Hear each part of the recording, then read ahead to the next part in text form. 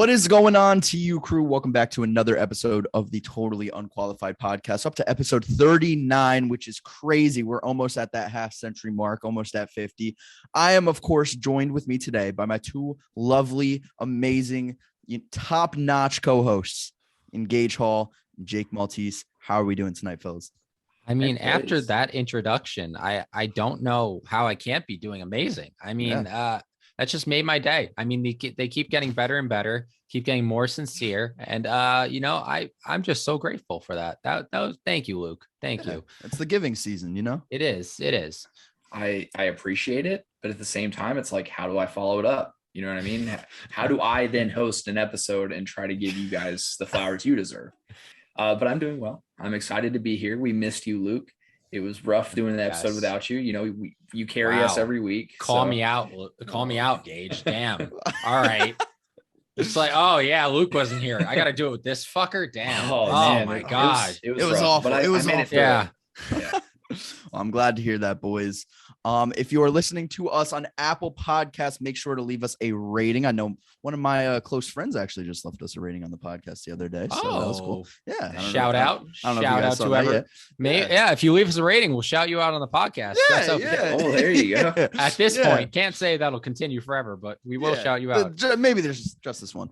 And if you're watching us on YouTube, first of all, sorry, you have to watch our ugly ass faces, but make sure to like, subscribe, turn post notifications on. You know, all that jazz. Now, boys, I'm not going to wait any longer. Let's get straight into it. Guess that player. I was on a short hiatus, but I came back. I'm ready. I'm locked and loaded.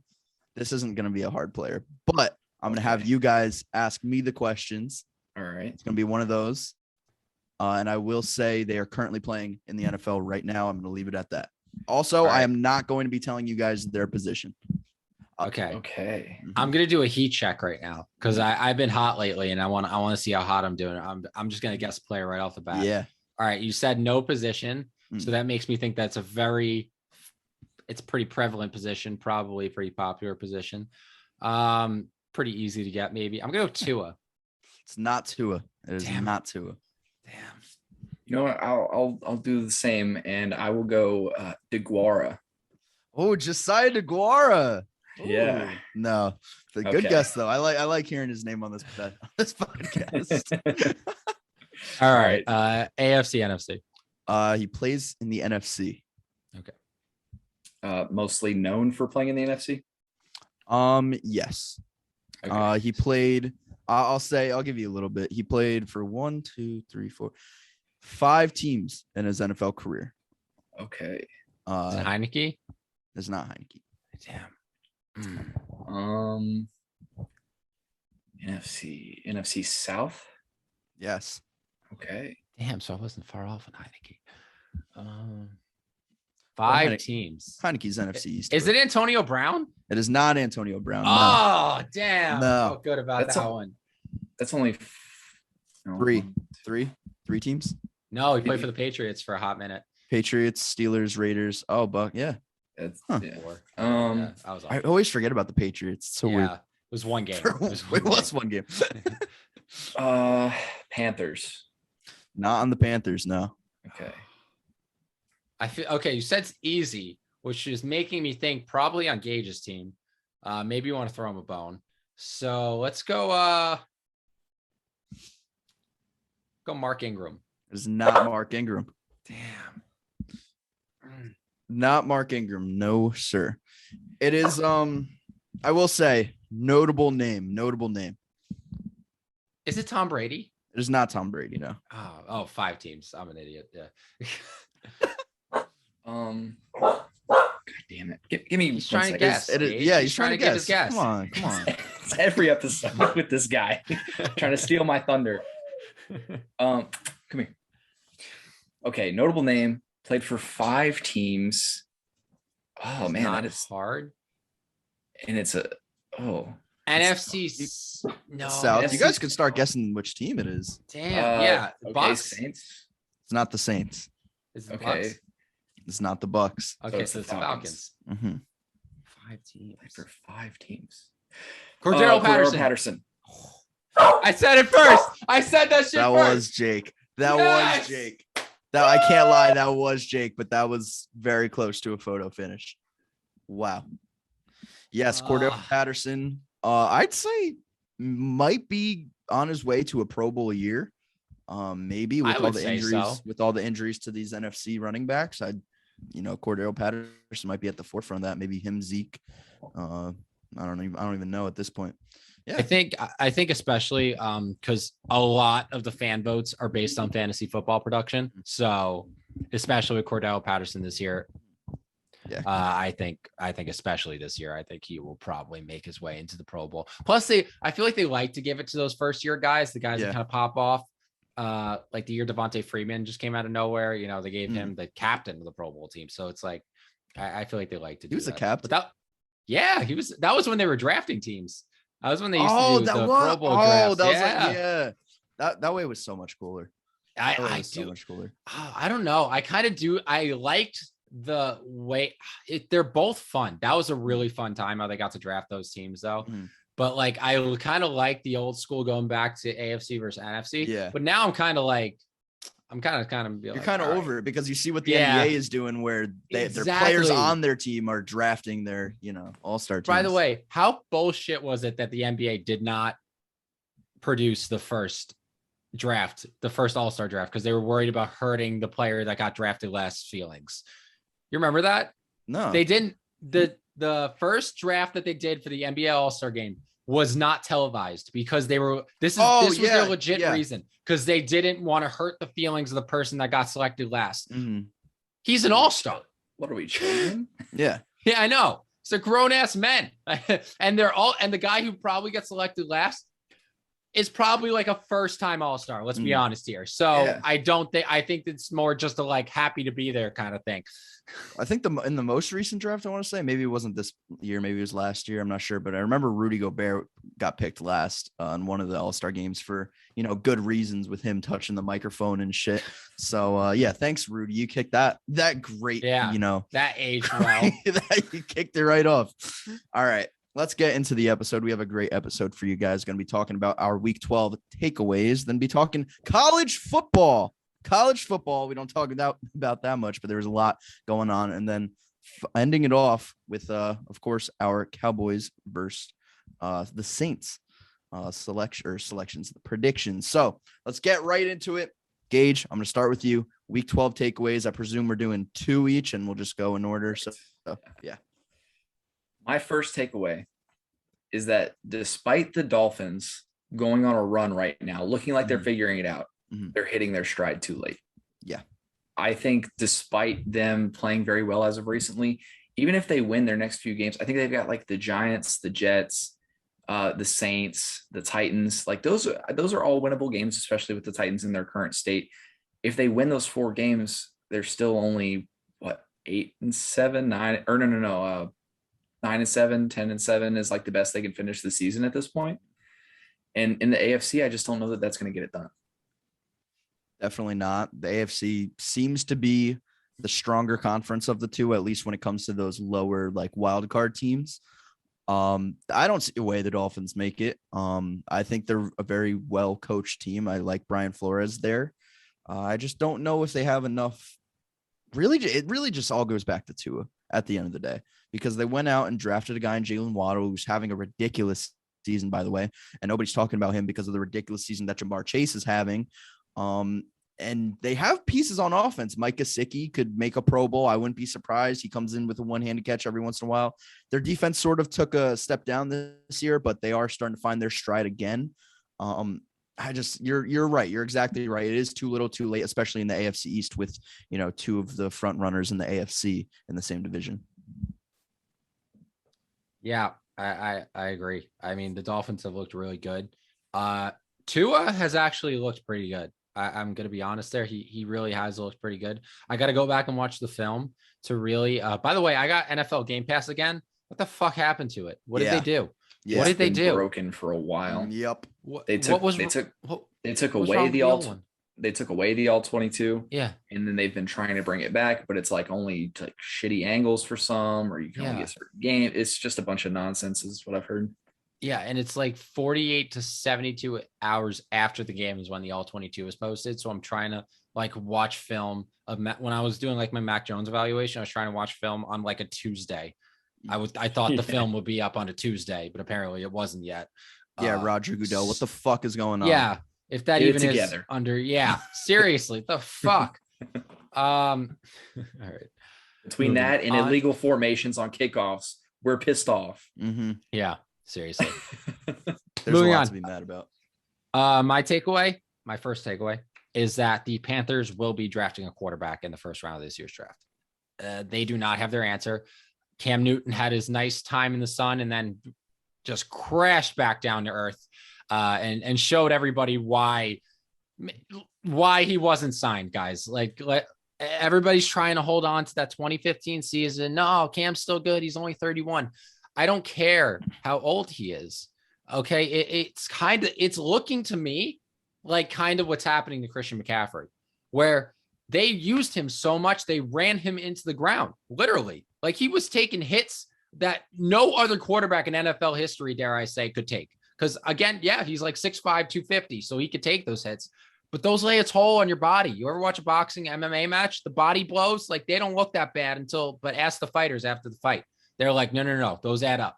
And I think that's what's happening with these guys. I think Cam, yeah, he's young, but he's taken so many hits. He's ran through so many defenders that I just think he doesn't have it in him anymore. I think he's not.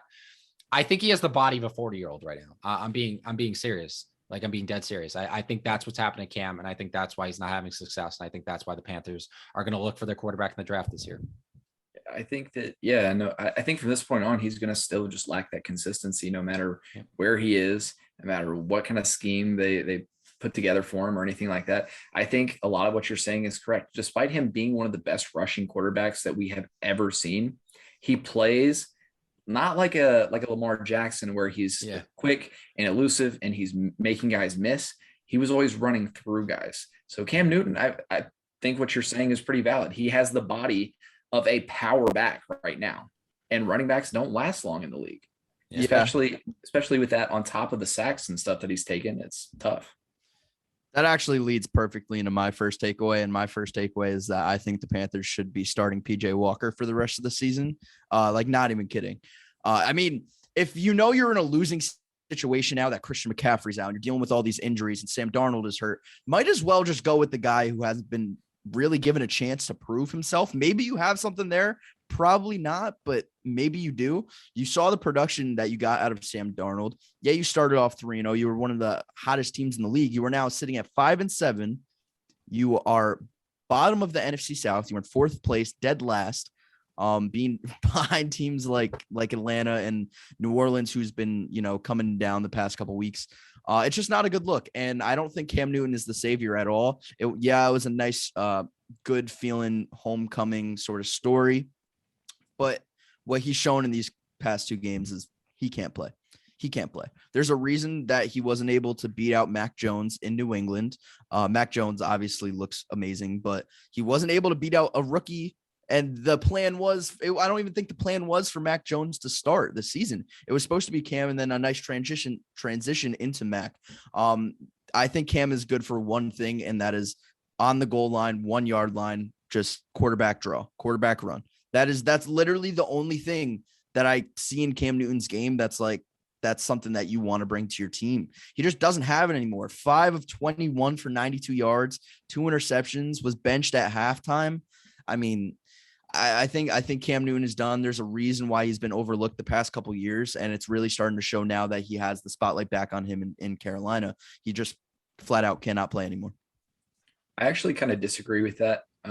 Solely because I think Cam Newton gives them a lot more than PJ Walker does or anything like that, but he's getting into the offense still, I think. So I think that there's a little bit of room for improvement still. We've seen the Dolphins kind of hit their stride, and the defense is playing significantly better than it has been. They're playing more like the defense that we expected them to be. But not just that, I think that playing Cam Newton the rest of the season, letting the fans, have that time in the sun for the rest of the season or whatever, you get the higher draft pick, letting Cam have his last hurrah would mean more to the fans than it would to just kind of bench him now after getting him and only playing him for a couple of weeks. But I think the reason you signed Cam wasn't for the fans. The reason you signed Cam was because you had playoff aspirations. I think they were sitting at 5-5, 5-4 around there. And Sam Darnold just got injured, and just one got injured and two just wasn't getting it done on the field. They brought Cam in because they had, aspirations of maybe getting a wild card spot or maybe even winning the NFC South. But with the situation they're in, I don't think that, I don't know, maybe I'm not as high on PJ Walker as some people, but I don't think he gives them significantly more, if much more, than Cam Newton does. I'm not high on PJ Walker. I'm not high on PJ Walker, but I'm that much lower on Cam Newton right now. So you're not high on his 1.7 QBR that he had in this game in this game. I'm not. Yeah, XFL MVP, by the way. Let's not forget that. XFL MVP, PJ Walker. Always put that in front of his name. He deserves it. But yeah, he's a career backup. But the thing I'm gonna get off topic here because this is just me. Is this the most injury plagued season we've ever had? And what is happening in the NFL nowadays? Because I feel like when you talk about the 90s and the 80s and football back then, there were injuries, but like you talk about the greatest players of all time, they really didn't get hurt a lot. Like Christian McCaffrey was on pace to be one of the greatest players of all time. Like he was going to be a first ballot Hall of Famer if he kept up this pace. Todd Gurley, same thing. And they're just falling off. Like this never happened to Walter Payton. This never happened to Eric Dickerson. This never happened to Emmitt Smith. What do you think is happening in the NFL nowadays that they just can't handle this? I think we're living in an era where the running back position is you get your one guy, your one do-it-all guy, and you run that guy into the ground like we saw with DeMarco Murray. And these players, these running backs, they're getting a high carry load and they're just getting injured. You see with Christian McCaffrey, you see with Derrick Henry, you see with Dalvin Cook, all of these guys. And you're not seeing this with quarterbacks actually this season. Quarterbacks are staying relatively healthy, and that's more so because of the rule changes. I think if anything, you can't land on a quarterback with the Aaron Rodgers rule. You can't tackle him low with the Tom Brady rule, So I think we're living in an era where we're trying to protect the star players, which are the quarterbacks pretty much. And the running backs are just left, really in the dirt because they're the ones doing all the dirty work in between the tackles. Yeah. Do you think they ever change the rules for the running backs to maybe keep them a little healthier? I was just thinking about that actually. Yeah. What if they put like how pitchers have a pitch count kind of thing, where you don't want to really have them throw too much? What if they did a snap count or like a touch count for running backs so that you have to have maybe another running back or two on your roster to be able to put in there if your guy hits that? Here's the thing that I think Nick Chubb is going to have a very long NFL career because he has that kind of snap count because he has Kareem Hunt right there with him. Yep. But the only thing, do you know who would fight against that? Everybody that plays fantasy football, because they want the Derrick Henry. They want the guy that's getting 35 touches a game. But at the end of the day, these are human beings. This is their career. This is their livelihood. They want to be able to walk and play with their kids after they're done playing football. So if that's what it takes because all I want to see, I want to see these players have the careers that they're supposed to have. I wanted to see Todd Gurley have the Hall of Fame career. I want to see Christian McCaffrey have the Hall of Fame career. And if it takes a snap count to do that, they're still special players. If they're getting 20 touches a game, they're going to do special things with those 20 touches. Yeah. So I actually think that's a very good idea. I just think that, and I think some coaches are probably embracing that. You see coaches going with they want the two running backs. They want, mostly because of what Cleveland did. Yeah. They want to keep their guys around for longer. They don't want to put their guy in a Christian McCaffrey type situation. And I think even from a fantasy standpoint, yes, there would be some pushback at first, but if they did something like that, it just makes you draft your bench smarter. Yeah. And I think there would definitely be pushback from NFL teams, obviously, the ones that are predicated on that one running back, system, the Panthers. There might even be pushback from running backs because they don't want to be limited. They want to play, but at the same time, it's your body is more important. Well, yeah, and then I guess you start to get into the whole contract thing where, because you're not using them as much, maybe they get much, less money. Yeah. That's why they would be pissed off because they wouldn't be getting as much money. But here's the thing. Do you want to get a bunch of money and then just not finish your career and be injured? Or do you want to get you're still getting multi-millions of dollars, guys. Like, okay, like you're fine financially. If you have a financial advisor, you will be fine. And if it allows you to have a longer career, you're still making good money. You're exactly just over a longer amount of time. And I would argue. Yeah, and I would argue like they definitely want to have a longer career. Like you hear about these guys all the time. Like Bo Jackson talks about it, where he wishes he would have had a longer career, because Bo Jackson is actually a great example of this, because he tired himself the fuck out. Split. He was an all-star in 2 sports at the same time. By the way, that'll never be done again. That will never fucking be done again. That just wild. And the shit he was doing in baseball, just see him run up have you seen the highlight of him running on the wall to catch him? Or where he breaks the bat over his head? Have you felt Crazy an MLB bat? And it's not even like a twig here. It's not even like he held it up here and then brought it down and snapped it. He held it on his head and just pulled down, and it snapped in half. I think it's a while before we see anybody come close to him athletically. He was the greatest athlete of all time, and it's not even a question. Like it's not even a question. I'm not against that 100%. Yeah. All right. My second takeaway. Yeah. My second takeaway is that, and this is going to sound kind of dumb when I first say it, but the Bengals' success lies entirely on their consistency. Like, yes, that sounds like a no-brainer, but I think I get what you're saying. Yeah, because like they just are all over the place right now. I feel like offensively, despite just putting up 41 on the Steelers, they put up 41 on the Ravens, another division opponent. Both of those games are huge for them.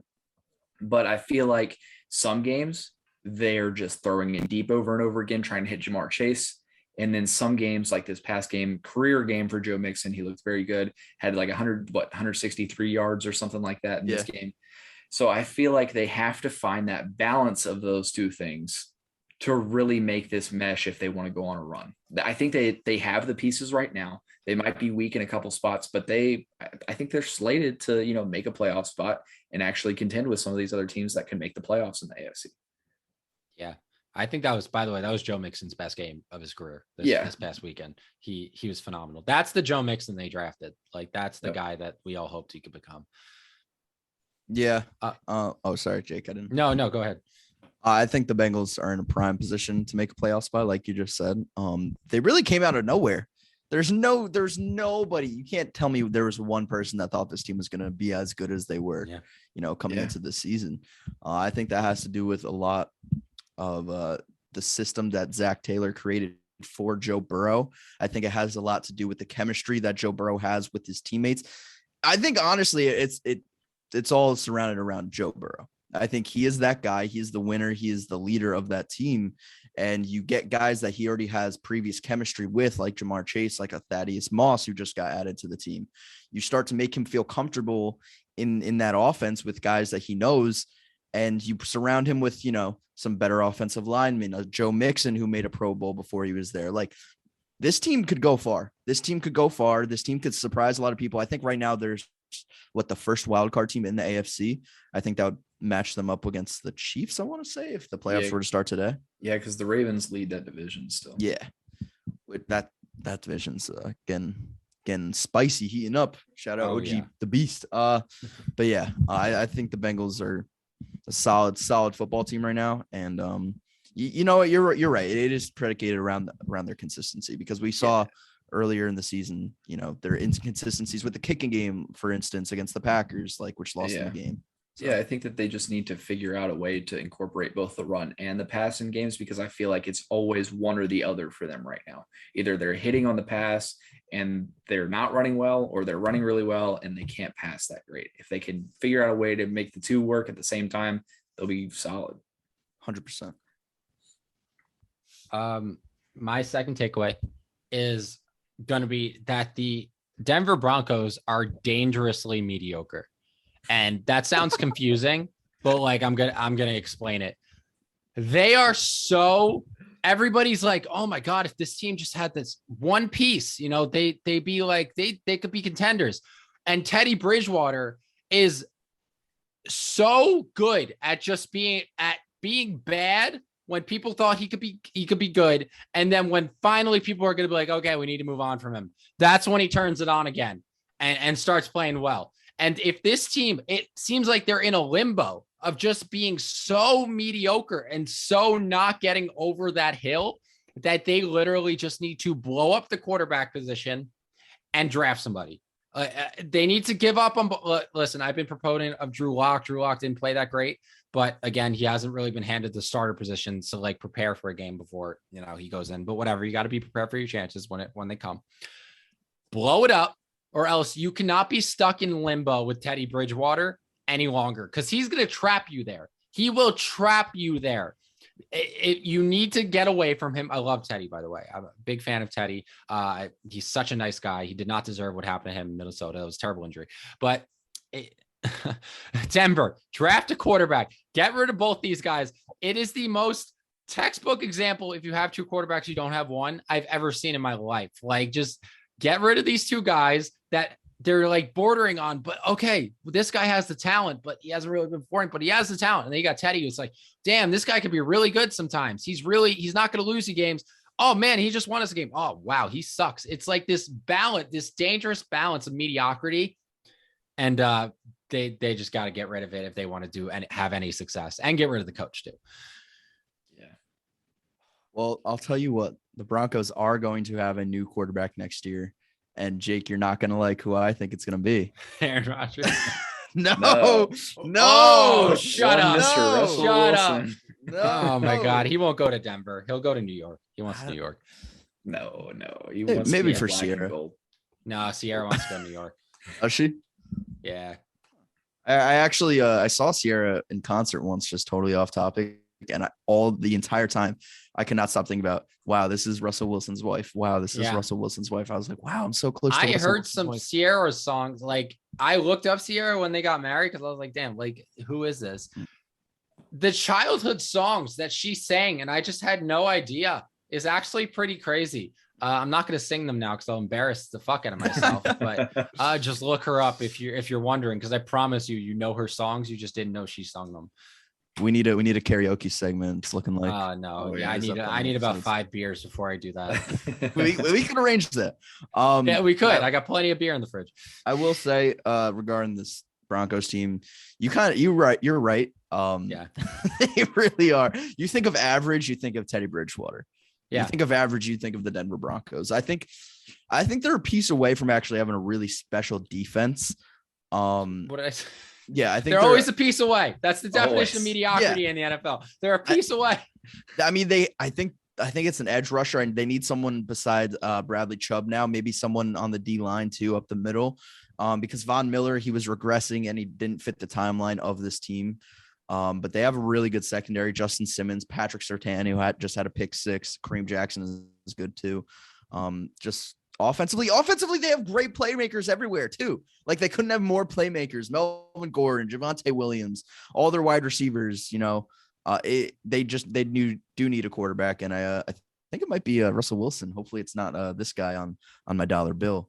Oh my gosh.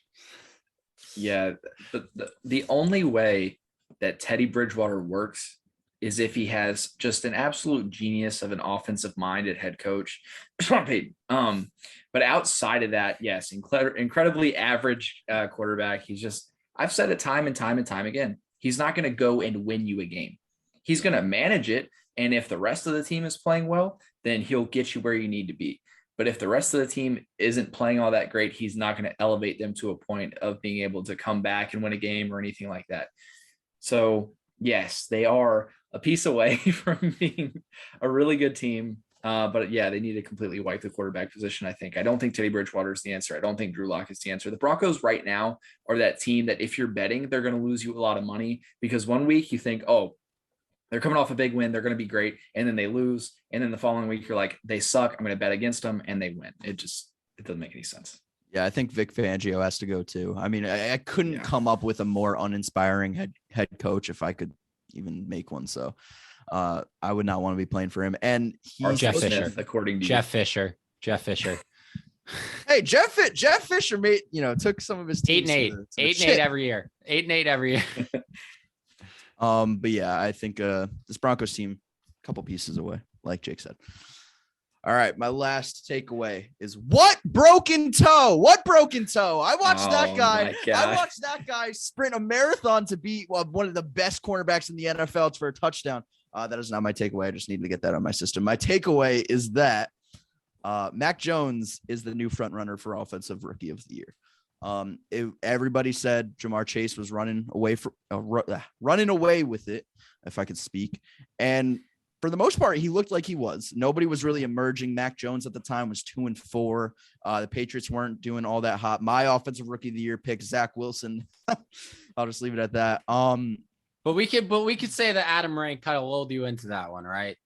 I don't know. I think Mac Jones himself lulled me. Wait, Luke, I'm giving you a cop out here. Take it. Oh yeah, Adam Rank. Thanks a lot. Yes, yes. But he'll be back on, by the way. We love Adam Rank on 100%. Yeah, 100%. But yeah, Mac Jones is playing far beyond my expectations, a lot of people's expectations.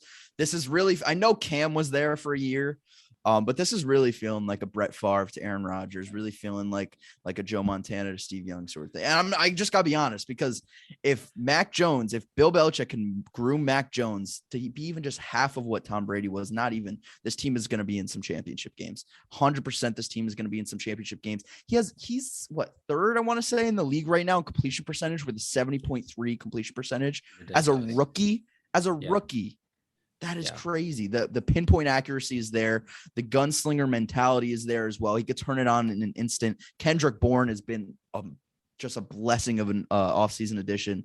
This team is going to go places. The Patriots are going to be back in the playoffs. I know a lot of people don't want to see that, but listen, they might just have their next Tom Brady in New England. Don't look now. Don't look now. We'll see in a couple years from now, but they just might have them. Yeah, going back to the take at hand, I think that, yes, there is definitely an argument for Mac Jones to be the Offensive Rookie of the Year at this point. And it feels eerily similar to last season when we had the whole Justin Jefferson versus Justin Herbert situation, where we have this, just electric receiver that nobody was expecting to be this good coming out, and he just lights it up. And then, but we also have this quarterback who's playing far better than I think that there was a little bit more expectation for Mac Jones than there was for Justin Herbert because he just wasn't getting talked about as much. Because I don't know though, because Mac Jones was coming out of Alabama and there was a lot of trash talk around him. Everybody thought he was a bust. I feel like Justin Herbert wasn't in conversations at all. He was just kind of pushed to the background, and he was like, this guy will come along later. That's fair. You know what's weird? I just, sorry to cut you off, Gage. I heard conversations of Justin Herbert going number one the year before he got drafted. He was the projected number one overall pick for a couple years before that draft. It was like 2 years. But then you got was that Joe Burrow year? Was this the Joe Burrow? Yes, it was the Joe Burrow year. Then you got Joe Burrow. Yeah, then you got Joe Burrow coming in, having literally the greatest college football season of all time. And coming out of nowhere, being probably the most polished quarterback prospect since Andrew Luck. Like, this man was phenomenal on tape. Yeah. And then that's why Justin Herbert got pushed back. And then over that time, you have the whole Jalen Hurts into Tua thing happening in Alabama. Tua steps up and does what he does in the championship game for them. And then he takes over the starting role. So Justin Herbert has been a guy, but he just kind of got pushed to the back burner because of these other narratives that were happening at the time. Yeah, totally agree. So yeah, I think he's gonna win Offensive Rookie of the Year when it is all said and done. Let's move on, shall we? We were at that one for a while.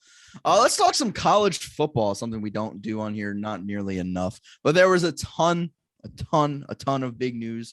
I do want to just point out that the AP polls just came out, and they rank.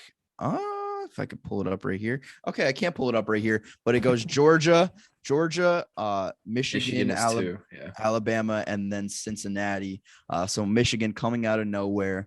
I wish that I could watch Wisconsin beat them in the Big Ten championship next week, but that is nor here nor there. We are talking about a team that's not even in the college football playoffs, and we are starting with the University of Southern California signing Lincoln Riley away from the Oklahoma Sooners. Jake, I'm gonna let you start. Just what does this mean? What does this mean for college football? What does this mean for the landscape of college football moving forward? Yeah. So this was crazy because Lincoln Riley did not looked like he had found his home in Oklahoma. I mean, he had produced 2 Heisman Trophy winners, 2 back-to-back #1 overall picks. Spencer Rattler was supposed to be another one, but he didn't really pan out. But Caleb Williams was looking good. So it came out that he just didn't like the move to the SEC.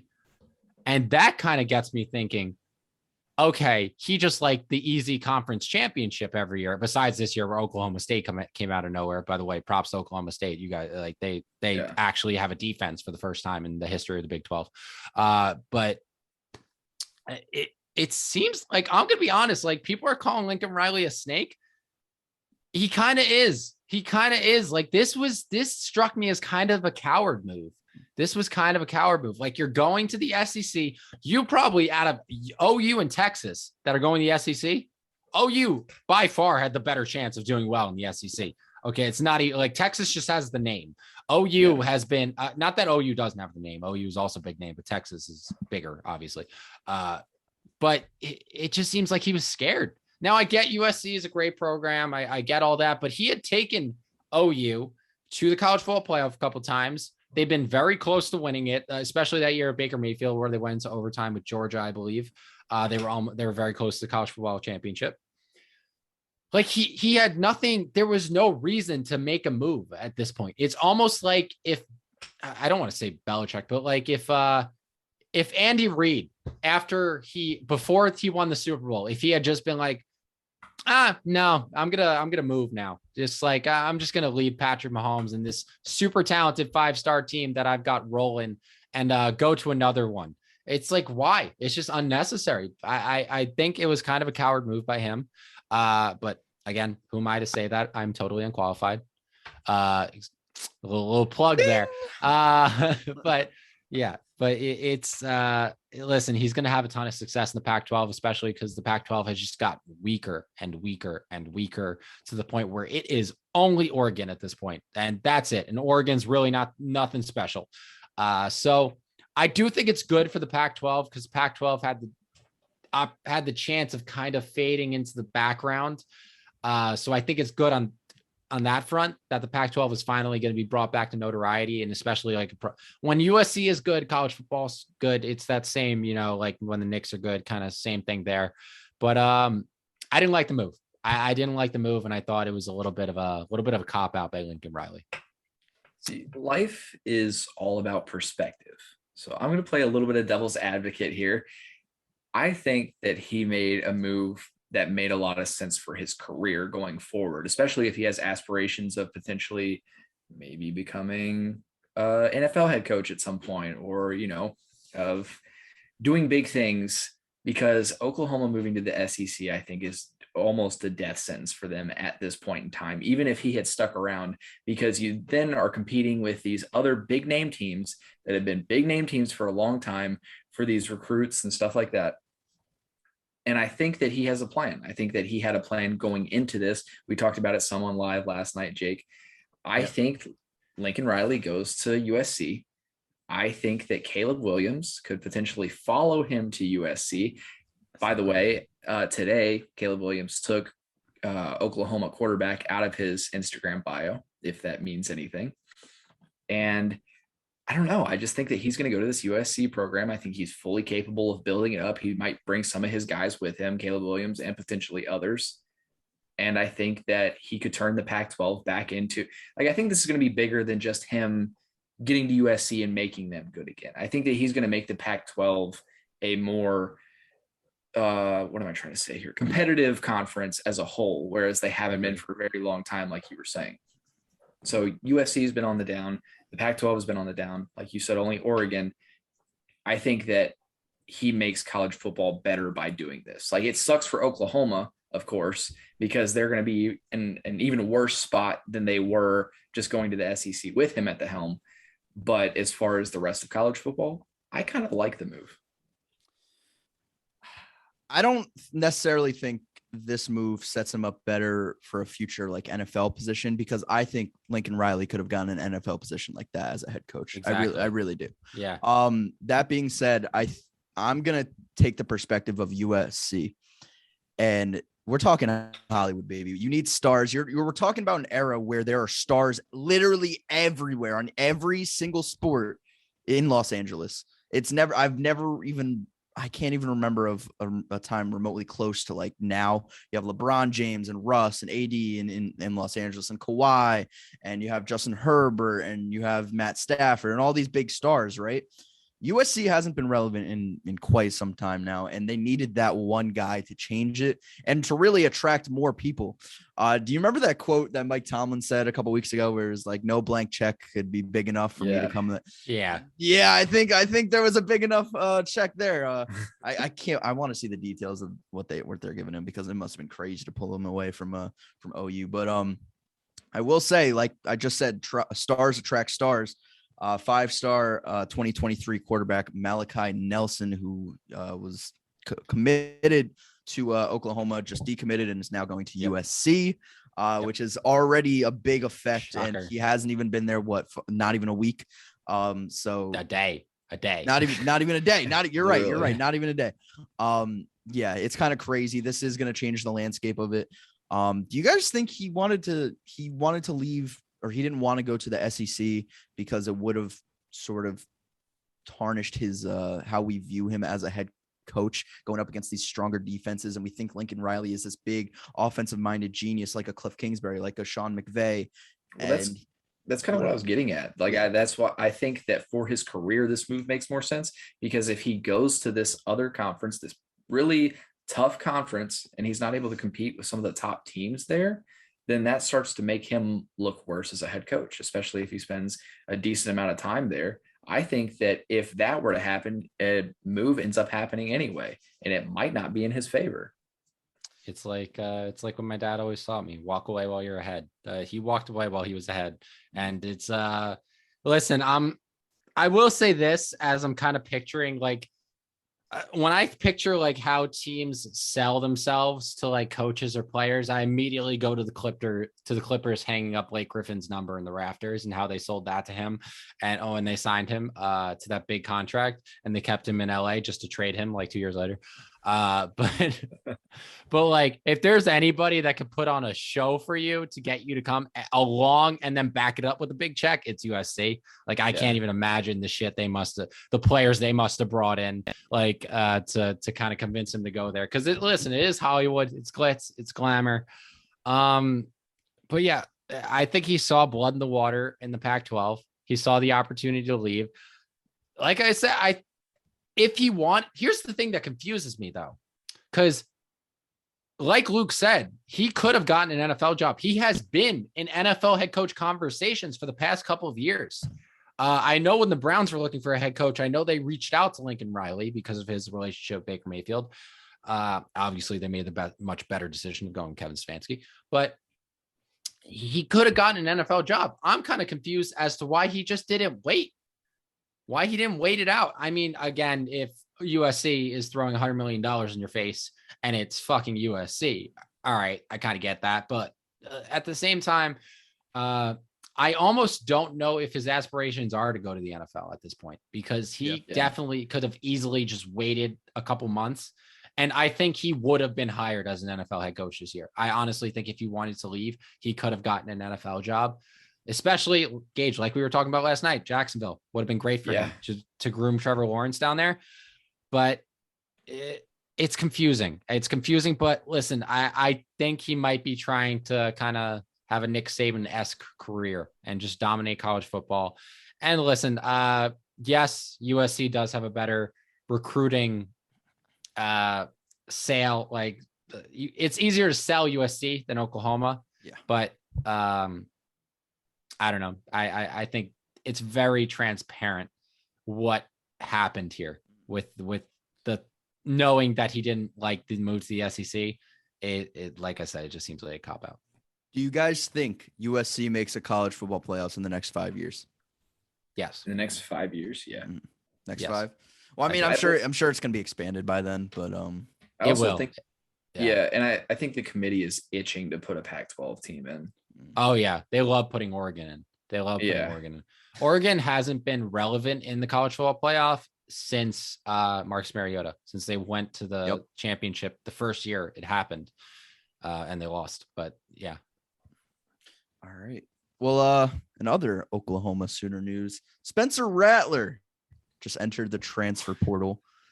All right, quick guess. Where's he going? I don't know. Like, this is wild. Gage, we were talking about this on live last night. Yeah. I think Arizona State would be a good sell. Like, literally, actually, not even Arizona State. Saying. Honestly, even Arizona has been trying to put themselves back into. They have been the most forgotten about team in college football, arguably Arizona. They haven't been relevant since Robert Gronkowski, but I feel like it would be more beneficial to Arizona to get him, but it would be more beneficial to him to go to Arizona State. Exactly. Maybe even UCLA, but they have Dorian Thompson-Robinson, but Chip Kelly is cutthroat. I could see Chip Kelly going after Spencer Rattler. Yeah. That would be, imagine Spencer Rattler, UCLA versus USC, Lincoln Riley. Holy shit. Caleb Williams. That would be must-see TV, along with the rivalry that already exists there. How about, can I interest you in best defense in the country? Maybe a great offensive He's not line. going to Wisconsin. Maybe He's not going to Braylon Wisconsin. Allen, the best up-and-coming running back. Let me just make my pitch. All right, make it. All right. Spencer, I'm looking you right in your eyes. You will not succeed here. You're not going to be a number one pick. You might not even be a first-round draft pick, all right? I can't promise you a Big Ten championship. Definitely can't promise you a college football playoff appearance. But what I can promise you is Camp Randall would fucking love you. Give me a reason to watch Wisconsin games. That's what I'm asking for. Give me a reason to watch Wisconsin games. I feel like Luke just ruined all of his chances of ever getting hired as a GM. Yeah. Luke, this kind of sounds familiar to me. Highly touted quarterback going into Wisconsin, not having a lot of success, even though he was a highly rated recruit. That kind of sounds like somebody that's already there. Yeah. And weird. Wait a sec. Stop it. Stop it. I thought you were talking about Russell Wilson for a second. No, I'm talking about Graham motherfucking Mertz. I legit cannot watch Graham Mertz. That's how Spencer Rattler is, though. That's how Oklahoma fans feel about Spencer Rattler. He was like a 5-star. I think Graham Mertz was the highest rated quarterback that Wisconsin has ever gotten. And he was a 5-star, highly touted. And he's kind of Spencer Rattlered it up there. Since it's been a similar situation. I just think what I'm saying here is I think nothing changes if Spencer Rattler goes to Wisconsin. Yeah, I don't think anything changes either. It's just crazy that Graham Mertz looked far and beyond better than Jack Cohen when we had both of them. And to see what Jack Cohen is doing in Notre Dame and to see what Graham Mertz is doing right now fucking hurts. Oh, tough. Jack Cohen, Long Island boy. Shout out to the LI. All right. And then moving on, finally, Brian Kelly is the new head coach of the LSU Tigers, obviously replacing Edward Geron. What are we thinking about this move, boys? How are we feeling? I don't think it makes any sense. Why would he do that to himself? Yeah. Jake, you and I were talking about this on live last night as well. You're literally not in a conference. You don't really have expectations going into each season. You're already part of a blue blood program. Why would you leave to go to, yes, another blue blood program, but in a very tough conference where you're trying to follow up probably, well, you brought up Nick Saban last night, but one of the best coaches that they've ever had there, coming off of the best season that they've ever had, maybe the best college football season ever with Joe Burrow. Why would you do that to yourself? I don't get it. I think maybe as I slept on this a little bit, I think this is the complete opposite of what Lincoln Riley did. I think Brian Kelly's kind of testing himself here. I think he wants to see, because Notre Dame, yes, he hadn't made. Notre Dame has as much money as any school in the country. They had as good a facility as any school in the country. They have the big name. You don't have a conference. He made the college football playoff twice. And got blown out both times. I think he wanted to see if he put himself in the SEC, because I don't think recruiting changes. Recruiting with Notre Dame is as good a name as any to recruit with, honestly. But they were never battle tested. That was the thing about Notre Dame, is because they were never in a conference, because they got to schedule their games on their own. They never really scheduled the most tough games. They always have the rivalry game at USC usually, but USC hasn't been anything lately. I think he wants to go to a place where he knows his teams are going to be battle tested. And if he recruits the same way, because recruits are going to see the way he led Notre Dame back from, the abyss, because Notre Dame was atrocious for a couple of years there. And then he brought them back to relevancy. So recruits are going to see that. He's definitely going to be good at getting recruits there at LSU. And I think, honestly, he might think this is the best chance for him to win a college football national championship. I think that's his ultimate goal here. I think Lincoln Riley's ultimate goal was completely selfish, was just, I just want to make myself look good here.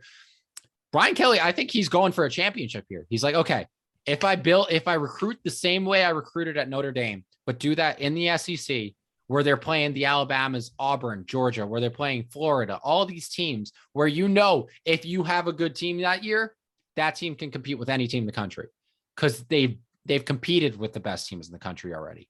So I think that's the move here for Brian Kelly, because I don't think you make the move from Notre Dame to LSU, because career-wise, it's a sidestep.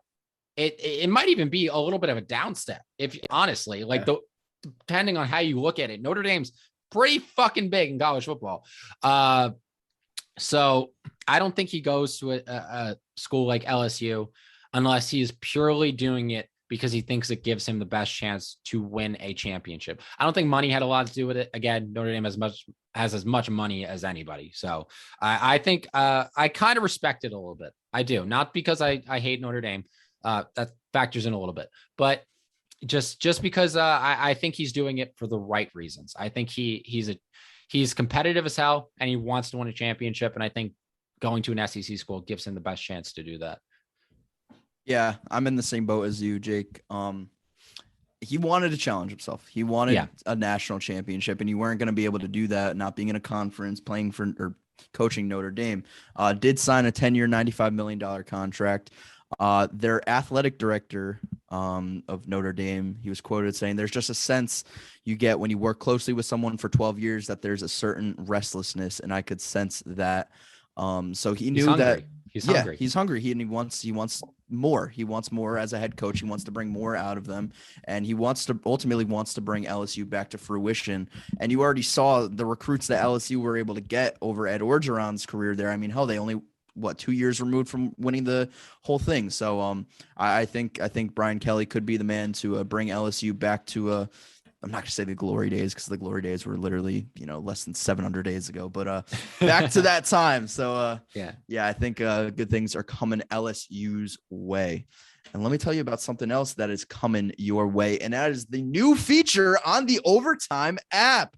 Let me tell you guys about the Overtime app. Overtime is pretty much social media meets sports, updating your feeds every second with new games, new polls, new everything. And they just have released their new fantasy feature of the app. Now, we have partnered with Overtime to bring you guys weekly fantasy games that are going to start on Monday, where you pick a set of players, you pick a set of props that you want to do for that week, and you have a chance to win awesome prizes like $100 gift cards to the NFL shop, or NFL jerseys, or maybe even some consoles, video game consoles in the future. Who knows? But make sure you guys go download the Overtime app using our link, the Totally Unqualified link. It is in all of our Instagram, TikTok bios. You name it, we got it. Make sure to go download it today, right now. Stop what you're doing. Actually, you know what? Pause the podcast, and go download it right now. Moving on. Be here when you get back. Yeah. Well, we'll give it like a 5 minutes. Yeah. If you're driving and listening to this, stop in the middle of the highway. I don't give a shit. Put your hazards on. Put your hazards on right now. Stop. Put it in park. Download the Overtime app. Don't do it while driving. We all know how that goes. AKA Henry Ruggs. Woo! Okay, moving on to our last segment, boys. We're going to be talking about this Thursday night matchup between the Dallas Cowboys and the New Orleans Saints. I don't have the odds on right now, but at last I checked, the Cowboys were 4.5-point favorites, went down from 7 to 4.5 once Taysom Hill was named the starter of the New Orleans Saints. So Gage, you are the New Orleans Saints fan. Jake, I'm going to start with you. Give me a winner. Give me your score. Give me your player of the game. Predictable at this point. I know it's coming. Listen, I don't think you know what I'm going to pick here because Taysom Hill is going to be starting a quarterback this week, it looks like. The Dallas Cowboys have been on a little bit of a slide lately. They have not, what's the last game they won against the Falcons? They've lost 3 of their last 4. One team, all it needs of one spark. Where is this game? Is this in Dallas or is it in New Orleans? New Orleans. It's in New Orleans. Yeah, I think I'm going to go with the Saints. But listen, I'm in last place. I got nothing to lose, so I can make these bold picks. I know you guys have a little bit to lose, but I don't. So, yeah, I think I'm going to go with the Saints in this one. Player of the game, give me Taysom Hill. Give me Taysom Hill to have a big game here. And score prediction, I'm going to go Saints to win 31-27.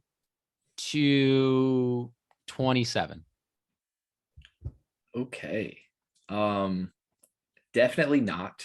I think that Taysom Hill gives us a better chance to win than Trevor Siemian just because of his legs and stuff. He's able to make a little bit more happen. He's able to be a little bit more versatile. We're also getting Alvin Kamara and Mark Ingram back, which should help. Well, we might be getting Alvin Kamara They started back. practice, right? Yeah, I think Alvin Kamara was limited again today, but it's looking like we'll get them back. We'll have to find out. But there's going to be a few more pieces. We might be able to get a little bit more going. This game will be closer, but no, the Cowboys are going to win. This is going to be the game that's like, okay, the Cowboys still have something. They had a little bit of a rough patch there, but they are still contenders because they're probably going to fucking whip the shit out of us.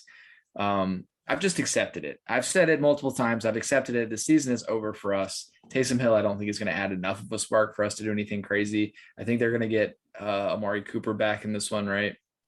So it's looking like, I think it's actually looking like he's going to miss another game.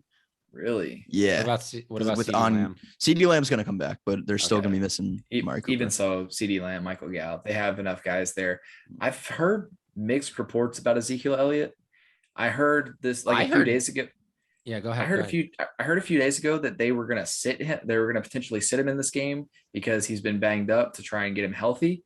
But then I heard today that he was going to be a big part of the offense because I don't know. I don't know what they got going on. Fantasy owners be weary, I guess.